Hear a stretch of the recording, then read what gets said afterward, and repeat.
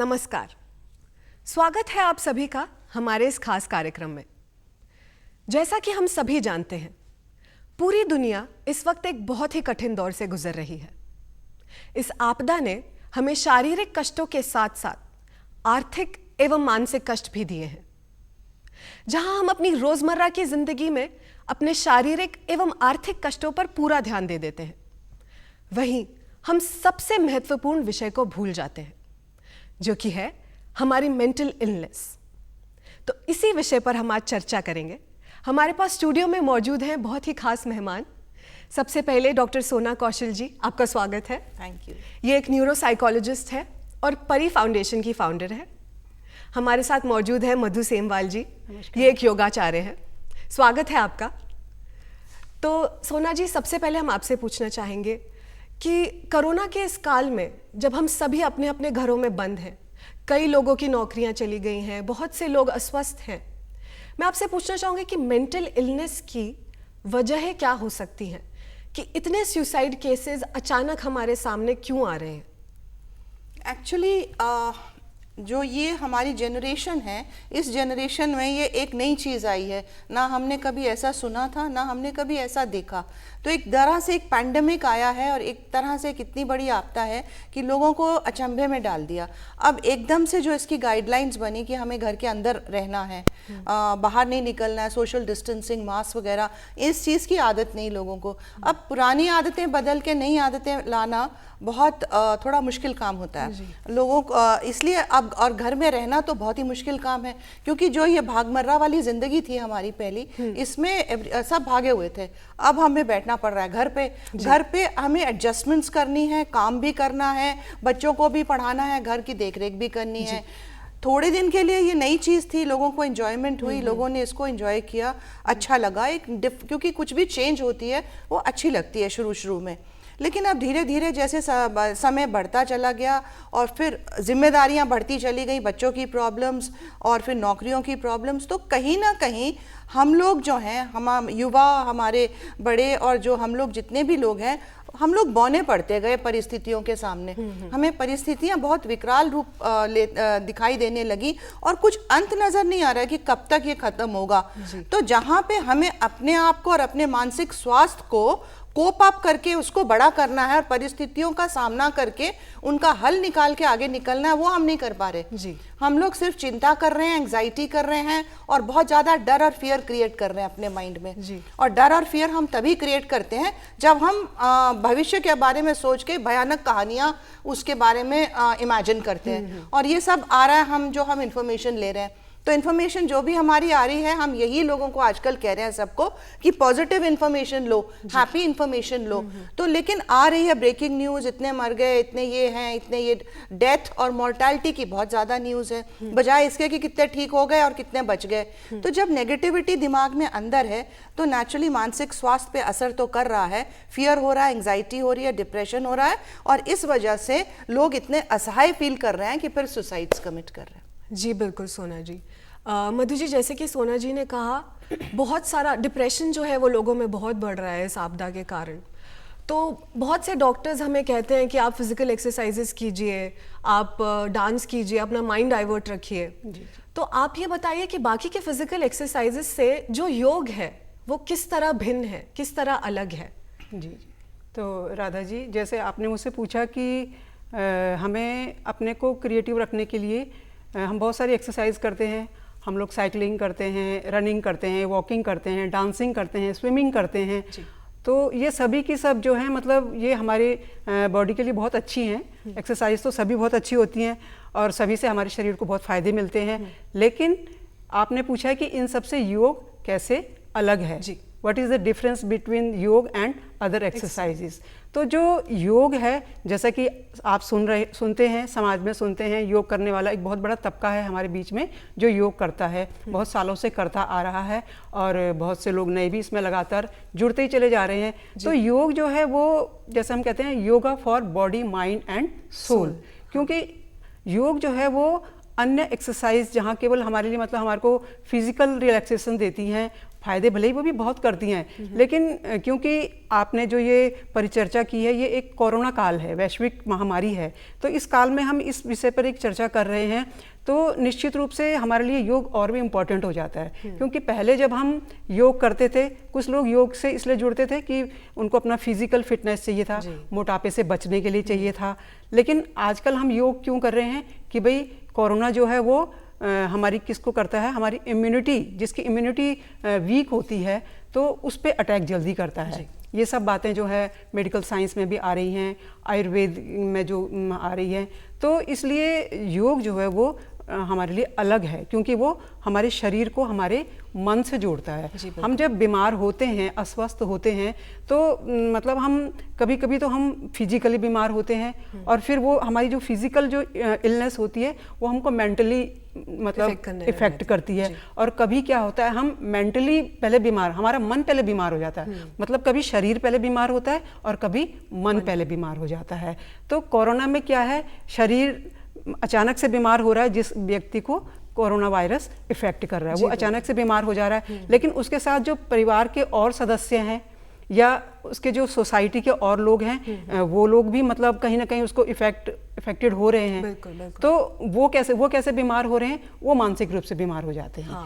तो इसमें क्योंकि योग जो होता है वो हमें क्या करता है, वो मेंटली स्ट्रॉन्ग करता है। जी बिल्कुल। हम मतलब फिजिकली तो हम फिट होते ही होते हैं, और उससे जो है मेंटली भी क्या होते हैं, जब हमारा मन भी उससे जुड़ता है तो जो हमारे मन में एक भय है, एक डर है, एक तनाव है, एक डिप्रेशन आ रहा है, उन सब चीज़ों से। आप सही कह रहे हैं। तो इसी से रिलेटेड मैं सोना जी से बात करना चाहूँगी। सोना जी, हमें हर चीज़ के सिम्टम्स पता होते हैं, ज़्यादातर हर बीमारी होती है, हमें बुखार आ गया तो हमें सिम्टम्स पता है, कोल्ड हो गया सिम्टम्स पता है। मेंटल इलनेस क्योंकि हमारे समाज में बहुत समय से एक स्टिग्मा है जिसे हम डिस्कस नहीं करते अपने आसपास के लोगों से, शायद हम अपने रिलेटिव से भी डिस्कस नहीं करते, तो इसके रिलेटेड जो जानकारी है वो हमारे पास बहुत ही कम है। तो मैं आपसे ये जानना चाहूँगी कि इसके सिम्टम्स क्या होंगे कि मैंने आज एक व्यक्ति को देखा और मैं पहचान पाऊँ कि कहीं ये मेंटल इलनेस से ग्रस्त तो नहीं है। बिल्कुल। देखो राजा, बहुत अच्छा सवाल है। मेंटल इलनेस है क्या, इसके साइंस और सिम्टम्स क्या हैं? मेंटल इलनेस और मेंटल वेलनेस दो बातें होती है।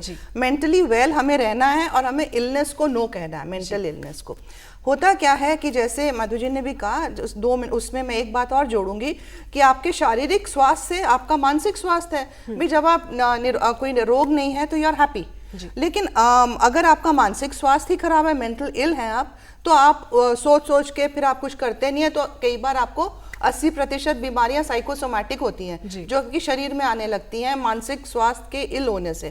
तो ये बड़ी कॉम्प्लिकेटेड एक सर्कल है। फिजिकल मेंटल वेलनेस दोनों रिलेटेड है, तो इसको और इसको संयम में रखना बहुत जरूरी है। अब आपने पूछा कि पता कैसे चलेगा, तो फिजिकल के लिए तो आप डॉक्टर को, खांसी जुकाम बुखार है, आप डॉक्टर के पास गए, आपको पता है, दवाई लिख दी गई।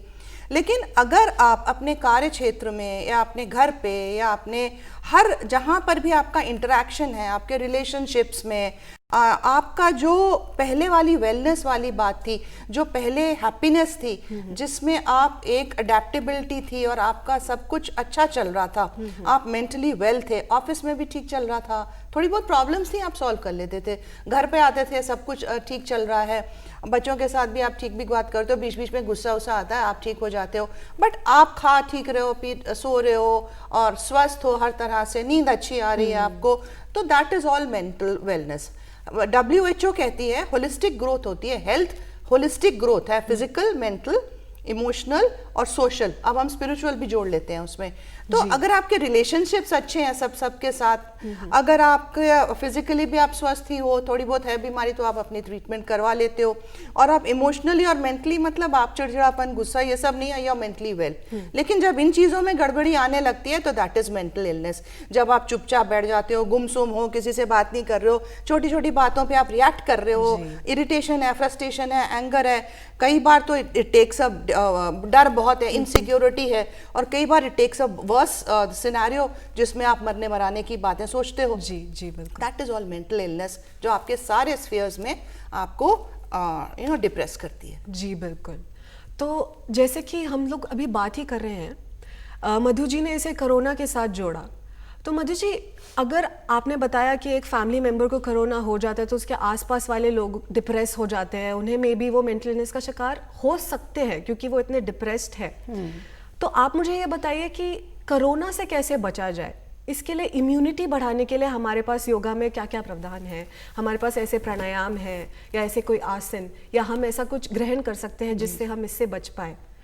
हाँ, तो राधा जी, जैसा कि सभी जानते हैं कि अभी जो ये कोरोना वायरस है, इसकी कोई वो वैक्सीन तो अभी आई नहीं है, लेकिन क्योंकि हमारा देश जो है वो योग और आयुर्वेद का देश है, करोड़ों वर्षों से जो है हम आयुर्वेद अर्थात आयु का वेद, जो हमें आयु के बारे में, आयु हम सुखी जीवन और लंबा जीवन कैसे जी सकते हैं। अब अचानक से सब कुछ अच्छा खासा चल रहा था, सोना जी ने बोला कि भाई सब कुछ ठीक ठाक चल रहा था, लेकिन अचानक से जो है वायरस आ गया। तो अब क्योंकि हमारे पास है बहुत कुछ ऐसा है, क्योंकि हम कहते हैं ना कि मतलब हम अपने को क्या कर सकते हैं, योग के द्वारा किस तरीके से अपने को वो कर सकते हैं, स्ट्रॉन्ग कर सकते हैं। तो इम्यूनिटी पावर हम मतलब किस तरीके से बढ़ाएंगे, तो उसमें क्या है, बहुत से आसन हैं, प्राणायाम है, तो इन आसनों के माध्यम से और प्राणायाम के माध्यम से हम अपनी क्या है इम्यूनिटी बढ़ा सकते हैं। इसके अतिरिक्त तो मैं आपको 3 चीज़ें बताऊंगी इसमें। पहला तो ये है कि मतलब हम अपना जो, क्योंकि जब कोरोना आ चुका है तो उसने हमें कुछ सोचने के लिए मजबूर किया है कि भाई हम कैसे जिएं। अब हम एक नए सिरे से, कुछ लोग कहते हैं कि भाई हमें कोरोना के साथ ही जीने की आदत डालनी पड़ेगी। अब हमें जब तक वैक्सीन नहीं आती, हमें एक अपना नया मतलब रूटीन बनाना पड़ेगा अपनी लाइफ का। तो हम कैसे करें? हमारी इससे पहले हमारी लाइफ कैसी थी, बहुत फास्ट चल रही थी। हम लोग सुबह थोड़ा सा देर से भी उठते थे, रात को भी बहुत देर में मतलब सोते थे। तो अगर हम एक इस तरीके की अपनी लाइफ बना लें कि हम सुबह जल्दी उठें, और मैं एक जनरली एक रूटीन आपको बता देती हूँ कि जैसा आजकल मतलब आप अलग अलग चैनल्स में भी सुन रहे हैं, और जो हमारा सोशल मीडिया भी हमें सब बता रहा है, हमारा मेडिकल साइंस बता रहा है, आयुर्वेद बता रहा है कि भाई हमें एक जो है, जैसे बहुत सारी जड़ी बूटियाँ हैं जो कि हमारी इम्यूनिटी को स्ट्रॉन्ग करती हैं जी। तो जैसे उसमें हमारे को आंवला है, एलोवेरा है, घृत कुमारी जिसे बोलते हैं, या गिलोय है, तो इन सब को मिला करके एक संतुलित मात्रा में, और एक हम अपना इसका काढ़ा जो बना करके पिए सुबह खाली पेट, तो वो भी हमारी इम्यूनिटी को क्या करता है, स्ट्रॉन्ग करता है जी। बिल्कुल। तो कुछ लोगों ने मुझे ऐसा लगता है जैसे कोरोना तो भले ही अभी आया है, लेकिन पिछले साल भी जैसे डेंगू और ये सब जो वायरल मतलब जो ये फीवर वगैरह थे, तो उस समय भी चिकनगुनिया वगैरह ये सब चले थे, तो उस समय भी इस चीज़ ने लोगों को बहुत ज़्यादा रोकथाम की थी, उस समय भी की थी। और इसके साथ साथ ये काढ़ा तो आपका पहला स्टेप हो गया। उसके बाद क्योंकि सुबह के समय बहुत स्वच्छ हवा होती है, और हमारे शरीर को क्या चाहिए, हमें तो स्वच्छ हवा चाहिए। हमारे जितने भी ऑर्गन्स हैं, हमारा सबसे पहले, क्योंकि कोरोना किसको इफेक्ट करता है, हमारी रेस्पिरेटरी सिस्टम को इफेक्ट करता है। हम भले ही हम सांस तो हर समय लेते हैं, सोते जगते, जिस दिन से हम पैदा हुए उस दिन से सांस ले रहे हैं, लेकिन जब हम एक तो हम नॉर्मल सांस लेते हैं, अब हमने नॉर्मल इस समय भी ले रहे हैं, हमने सांस ली, फिर वो सांस हमने छोड़ दी, न जाने वो कहाँ तक पहुँची जी। हमारे लंग्स के जो हमारा उसका लास्ट जो है, मतलब उसका लास्ट जो उसका पॉइंट है, वहाँ तक जहाँ तक उसकी रीच, जहाँ तक उसको जाना चाहिए, वहाँ तक वो पहुँची कि नहीं पहुँची। तो इसके लिए योग में क्या होता है, हमें डीप ब्रीदिंग के डीप ब्रीदिंग, गहरी श्वास प्रश्वास की जो क्रिया होती है, उसे प्राणायाम मतलब प्राणों को आयाम देना, मतलब उसको ऊंचाई देना।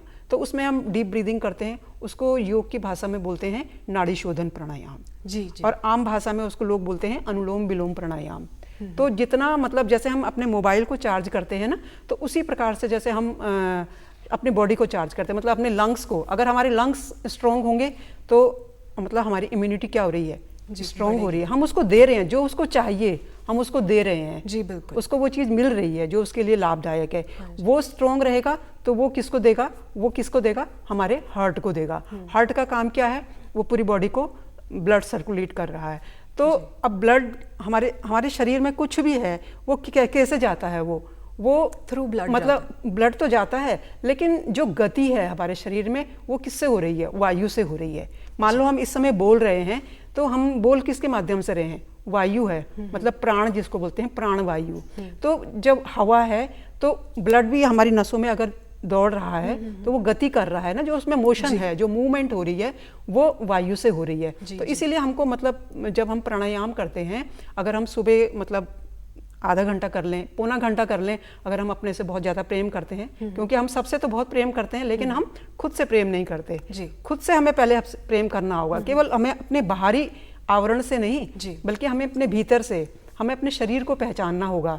मुझे अपने फेफड़ों से भी प्रेम करना होगा, मुझे अपने हार्ट से प्रेम करना होगा, मुझे अपने जो मेरा डाइजेस्टिव सिस्टम है, जो मेरा एक्सक्रीटरी सिस्टम है, रिप्रोडक्टिव सिस्टम है, मुझे इनसे भी प्यार करना होगा। प्यार करने का मतलब मुझे इनकी केयर करनी होगी। जी बिल्कुल। और इनकी केयर करने का योग और प्राणायाम से जो मतलब बेस्ट विकल्प तो मेरे ख्याल से जी कोई बिल्कुल मधु है जी, नहीं। आपने बिल्कुल सही कहा। तो सोना जी, जैसे कि मधु जी ने भी बताया, हमें सिम्टम्स पता चल गए, ठीक है, हमने योग भी किया, लेकिन कई बार योग करने के बावजूद, क्योंकि लोग ज़्यादातर लगातार नहीं करते, लापरवाही करते हैं, तो फैमिली, एज अ फैमिली, उनका परिवार, हमारा फर्स्ट स्टेप क्या होना चाहिए किसी भी इंसान में सिम्टम्स देखने के बाद?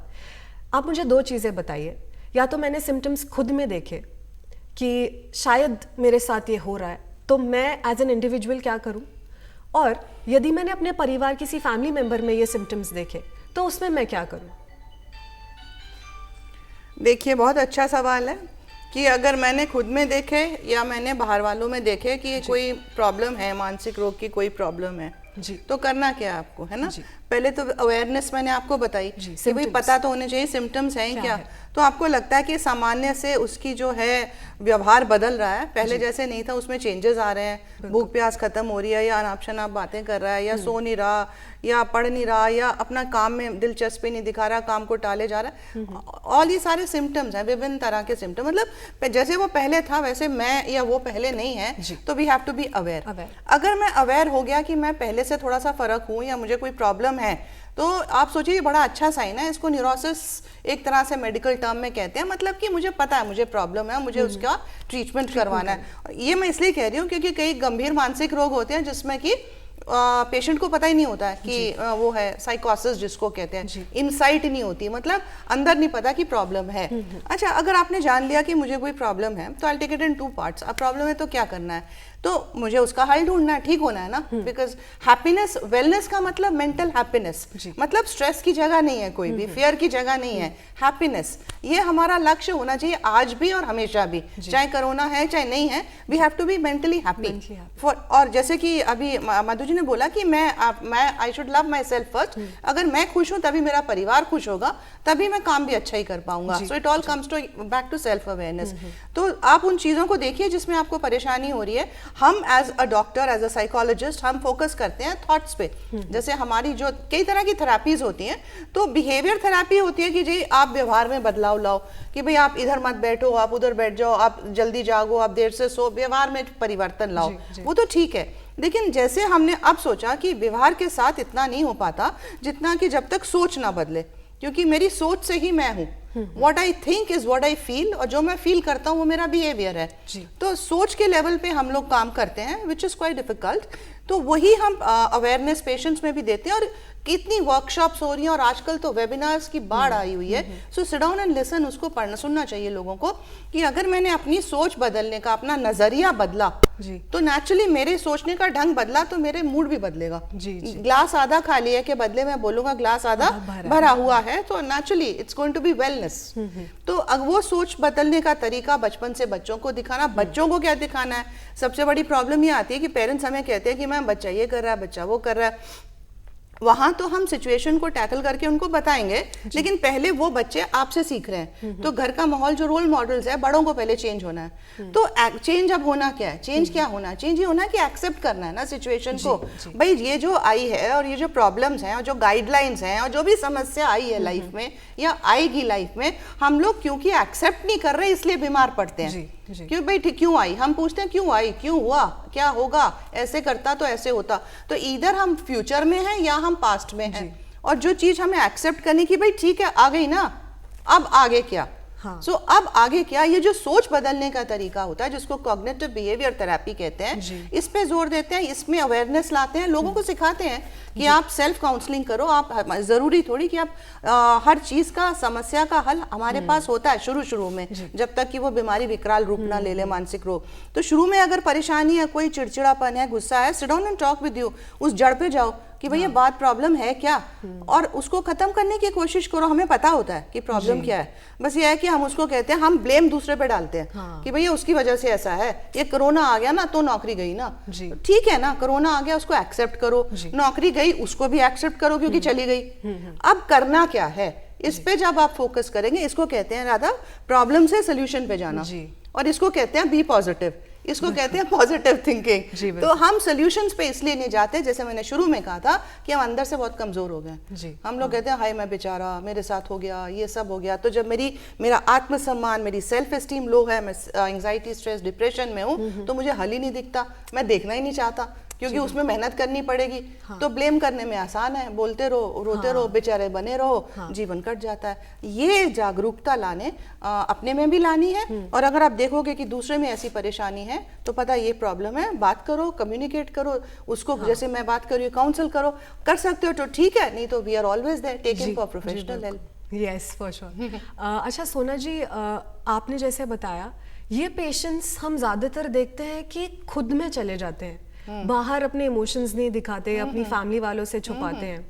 तो एज अ काउंसलर मैं आपसे ये बात पूछना चाहूंगी कि क्योंकि आप काउंसलिंग भी करती हैं और हमारे जो दर्शक हैं उनमें से शायद बहुत सारे लोगों के पास काउंसलर के एक्सेस ना हो, तो जब ये पेशेंट्स आपके पास आते हैं तो आपका फर्स्ट स्टेप क्या होता है और आपकी थिंकिंग क्या होती है कि उन्हें किस तरह से इससे बाहर लाया जाए, या आप पेरेंट्स या रिलेटिव्स के लिए कुछ टिप्स दे सकती हैं, क्योंकि शायद वो आप तक अपने उस पेशेंट को ना ला पाए, घर बैठे वो एज पेरेंट्स एज रिलेटिव्स क्या कर सकते हैं ऐसे लोगों बिल्कुल, बहुत बहुत कॉमन होता है ना, क्योंकि नॉर्मली एक जो आपका वेल विशर है, आपका जो पेरेंट है, बात करेगा कि मेरा बेटा ऐसे कर रहा है, कि मेरा बेटा दरवाजा नहीं खोल रहा, बात नहीं कर रहा, या ड्रिंक अल्कोहल ले रहा है या ड्रग्स ले रहा है। आजकल तो कोरोना के टाइम पे क्योंकि लॉक सिस्टम है, तो आप देखो कि बहुत अच्छा है, एक तरह से वो मिल नहीं रहे हैं ड्रग्स लोगों को, क्योंकि बाहर नहीं निकल पा रहे हैं, तो उससे विड्रॉल सिम्टम्स हो रहे हैं, फिर चिड़चिड़ापन, सो लॉट ऑफ प्रॉब्लम्स हैं। तो अब पेरेंट्स को दिखाई दे रहा है तो कहते हैं जी हम आपसे उसको दिखाना चाहते हैं, बच्चे आते नहीं हैं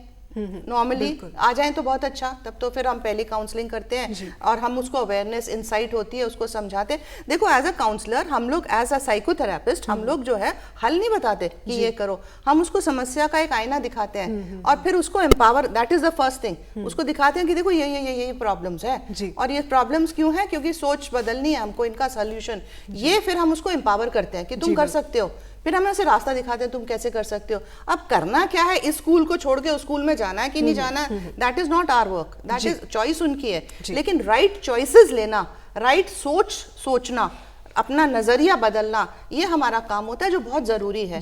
तो जब parent, I will come back to what you asked me, कि जब पेरेंट हमें कहता है कि मैम बच्चे को दिखाना है या हस्बैंड को दिखाना है या वाइफ को दिखाना है व्हाटएवर, तो और वो आ नहीं रहे, तो इसका मतलब एक्सेप्टेंस नहीं होती ना, क्योंकि आपने शुरू में कहा कि मेंटल इलनेस स्टिग्मा है जी, मतलब मुझे लगता है लोग क्या कहेंगे, आज मुझे खांसी जुकाम बुखार हो गया, उसके स्टिग्मा नहीं है। अब तो कोरोना का भी स्टिग्मा कितना हो गया कि उसको हो गया, बात ही नहीं कर रहे हैं। तो ये मानसिकता है ना, हमें बदलनी पड़ेगी, अपनी बदलनी पड़ेगी सबसे पहले। तो पहले कुछ साल पहले जब हम लोग छोटे थे तो ट्यूबरकुलोसिस का बड़ा स्टिग्मा होता था, तो अब धीरे धीरे उसकी सोच बदल गई है क्योंकि ट्रीटेबल है, तो सोच बदलने की जरूरत है।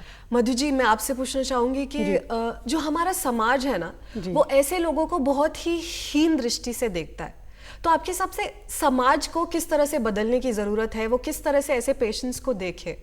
अब क्योंकि मेरे पास समय की कमी है, प्लीज थोड़ा शॉर्ट में मुझे बताइए कि समाज किस तरह से हेल्प करे और अपनी इस हीन दृष्टि को बदले।